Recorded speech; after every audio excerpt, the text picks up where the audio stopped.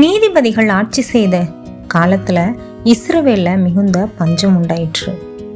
யூதாவில் உள்ள பெத்லஹேம்ல இருந்து எலிமெலேக்கு தன் மனைவி நகோமியுடனும் 2 மகன்களான மக்லோன் கிலியோன் இவர்கள் எல்லாரையும் கூட்டிக்கிட்டு பஞ்சத்திலிருந்து தப்பிக்கிறதுக்காக மோவாப் தேசத்தை நோக்கி செல்லலாம் அப்படின்னு முடிவு பண்ணி அங்க பயணப்பட்டாங்க.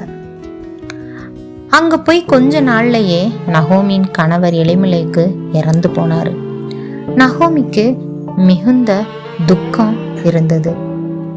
2 மகன்களும் வளர்ந்து பெரியவனானாங்க. அங்கேயே மோவாபிய பெண்களை திருமணமும் செய்து கொண்டாங்க. மக்லோன் ரூத் அப்படிங்கிற ஒரு பெண்ணையும் கிளியோன் ஒர்பால் அப்படிங்கிற ஒரு பெண்ணையும் திருமணம் செய்து கொண்டாங்க. ஒரு 10 வருடங்கள் வாழ்க்கைக்கு பிறகு மக்லோன் கிளியோன் இவர்கள் 2 பேருமே இறந்து போனாங்க ஒரு நாள்ல. இதனால நகோமி மிகவும் மனமுடைந்து தன்னோட வாழ்க்கையில கசப்பு மட்டும்தானா அப்படின்னு சொல்லி வருத்தத்தோட இருந்தாங்க. இப்படி ஒரு சூழ்நிலையில இஸ்ரவேல் நாட்டுல பஞ்சம் தீர்ந்து போயிற்று அப்படின்னு சொல்லி கேள்விப்பட்டாங்க. உடனே நகோமி தன் மருமகளாகிய ரூத்து ஒர்பால் இருவரை நோக்கி, நீங்க உங்களோட அம்மாங்க வீட்டுக்கே போங்க, நீங்க திரும்ப போய் இன்னொரு கல்யாணம் கூட பண்ணி நீங்களாவது சந்தோஷமா இருங்க அப்படின்னு சொன்னாங்க.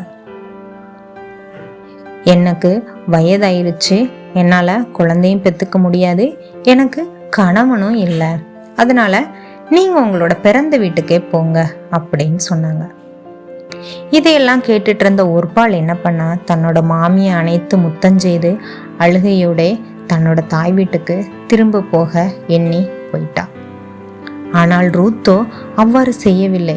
நீங்க எங்க போறீங்களோ அங்கதான் மாமி நானும் வருவேன், உம்முடைய ஜனம்தான் என்னுடைய ஜனம், உம்முடைய தேவன் தான் என்னுடைய தேவன், நீங்க எங்க தங்குறீங்களோ அங்கதான் நானும் தங்குவேன் அப்படின்னு சொல்லி ரூத் போகாம நகோமி கூட இருக்க விரும்பினான்.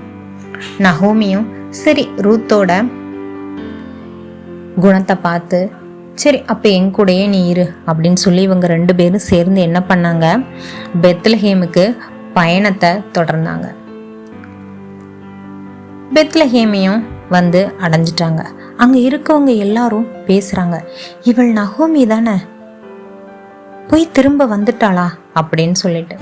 உடனே நகோமி சொல்றா, என்ன நகோமி அப்படின்னு கூப்பிடாதீங்க, மாறா அப்படின்னு கூப்பிடுங்க. நான் முழுமையா நிறைவுள்ளவளா போனேன் இங்கிருந்து, ஆனா கர்த்தர் என்ன வெறுமையா திருப்பி அனுப்பிட்டாரு அப்படின்னு சொன்னான். ஏன்னா மாறா என்பதற்கு கசப்பு என்பது அர்த்தம். ஏன்னா நகோமியோட வாழ்வுல கசப்பு நிறைந்திருந்தத குறிப்பிடுது. ஆனா இவ்வளவு பெரிய துக்கத்திலையும் தேவன் ஒரு திட்டத்தோட தான் அவர்களை இங்க வர பண்ணியிருக்காரு. இவர்கள் அங்க வந்த நேரம் அந்த ஊர்ல வார்கோதுமை அறுப்பின் காலமா இருந்துச்சு. ரூத் என்ன பண்ணா, தன்னோட மாமி கிட்ட சொல்லிட்டு, நான் போய் யாரோட கண்ணில் தயவு கிடைக்குதோ அவங்க வயல்ல போயிட்டு நம்ம சாப்பிட்றதுக்காக கொஞ்சம் தானியங்களை நான் சேகரிச்சுட்டு வரேன் அப்படின்னு சொல்லி கிளம்பினான். உடனே மாமியும் சரி நீ போன்னு சொன்ன உடனே அங்கே ஒரு வயல்வெளியில் வார்கோதுமை அறுத்துட்டு இருக்கவும் அங்கே இருக்க மேற்பார்வையாளர்கிட்ட போய் கேட்குறான், நான் இப்படி இவங்களோட மருமக, எனக்கு இங்கே கீழே விழுற கதிர்களை பொறுக்கி கொள்ள அனுமதி கிடைக்குமா அப்படின்னு கேட்குறாங்க. உடனே அவரும் சரி அப்படின்னு சொல்லிட்டு அனுமதி வழங்கிடுறாரு. ஏன்னா அந்த நாட்டில் கீழே கிடக்கிற தானியத்தை பொறுக்கிறதுக்கு வெளியேற்க ஆட்களுக்கு அனுமதி வழங்கப்பட்டுச்சு. அவங்க பசியும் பட்னியோடு இருக்கக்கூடாது, அவங்களும் சாப்பிட்டு திருப்தியாக இருக்கணுங்கிறதுக்காக அப்படி ஒரு சட்டம் அந்த ஊரில் இருந்தது. திடீர்னு போவாஸ் ஒரு நாள் என்ன பண்ணா, அந்த வயலுக்கு மேற்பார்வையிடுறதுக்காக வந்தான், இப்படியெல்லாம் வேலை நடக்குதுன்னு பார்க்குறதுக்கு. இந்த போவாஸ் அப்படிங்கிறவர் யாருன்னா எலிமெலேக்கோட ஒரு வகையில் சொந்தக்காரனாக இருந்தார். திடீர்னு போவாஸ் அந்த கதிர் பொருத்திட்டு இருக்க பொண்ணை பார்த்த உடனே தன் வயலில் இருக்க சூப்பர்வைசரை கூப்பிட்டாரு, இங்கே வா, யார் அந்த பொண்ணு அப்படின்னு கேட்குறாரு. உடனே அவர் சொல்கிறாரு, ஐயா இது நகோமி கூட வந்த மோவாபிய பெண்ணாகிய ரூத், இவ தங்கிட்ட என்ன கேட்டாலும் அதை போவாஸ் கிட்ட விவரிச்சுக்கிட்டு இருந்தா. தான் சாப்பிட்றதுக்காக கீழே கிடக்கிற கதிரை பொறுக்கிக்கிறோம் அப்படின்னு சொல்லி பெர்மிஷன் கேட்டால் நானும் சரின்னு சொல்லிட்டேன் அப்படின்னு சொன்னேன். போவாஸ் உடனே ரூத்தை கூப்பிட்டு, நீ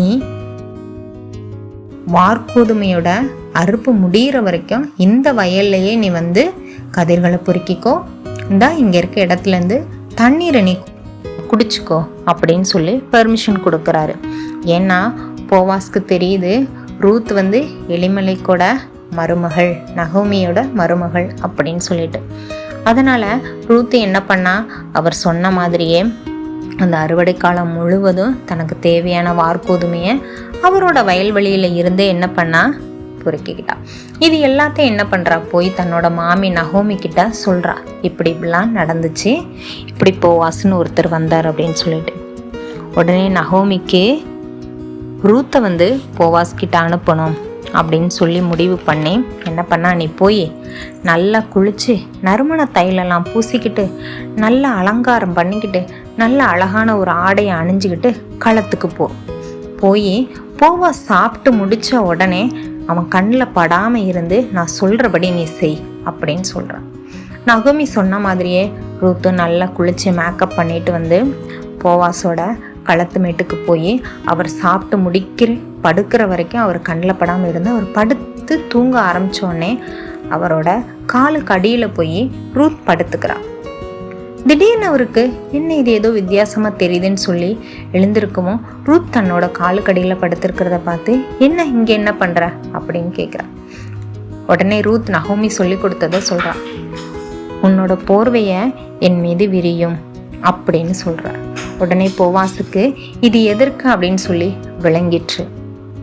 நீ கேட்குறத நான் கண்டிப்பாக செய்கிறேன் அப்படின்னு சொல்லி உறுதி அளிக்கிறார். ஆனால் என்னை விட அதிக உரிமையாக இருக்கிற சுதந்திரவாளி ஒருத்தன் உனக்கு இருக்கிறான்.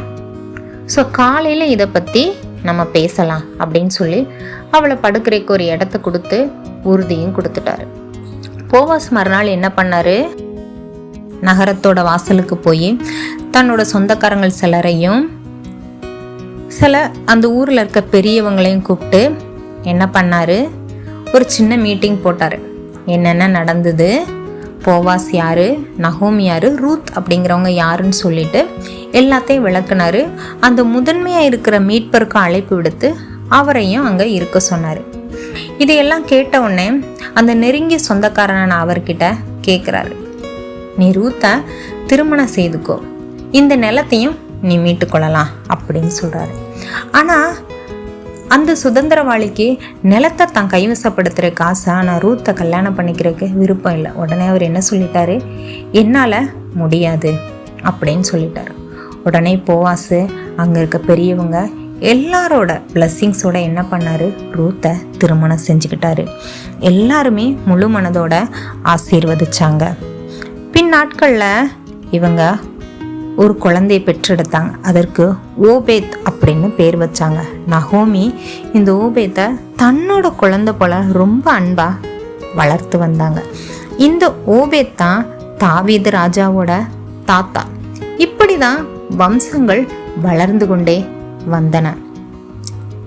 இந்த கதையிலிருந்து நம்ம என்ன தெரிஞ்சுக்கிறோம், அந்த காலத்திலே கணவன்களை இழந்த பெண்களுக்கு மறுமணம் அப்படிங்கிற ஒரு நல்ல விஷயம் இருந்திருக்கு. இன்னொன்று, ரூத்தோட விசுவாசம், அவளோட அன்பு, தன் மாமி மீது கொண்ட இணையில்லாத அன்பை பற்றி இதில் நம்ம தெரிஞ்சுக்கலாம். அப்படியே ஒருபாள் மாதிரியே அவளும் விட்டுட்டு போயிருக்கலாம். ஆனால் அவளுக்கு தன்னோட மாமியை விட்டு செல்ல மனம் இல்லை. தேவன் அவளோட விசுவாசத்தை கண்டு அவள் மேலே இரக்கப்பட்டு ரூத்துக்கு ஒரு நல்ல வாழ்க்கையை கொடுத்தாரு. இது ரூத்தோட மீட்பின் கதையாகவும் திகழ்கிறது. இந்த கதை பிடிச்சிருக்கா ஃப்ரெண்ட்ஸ் உங்கள் எல்லாருக்கும்? தேங்க்யூ.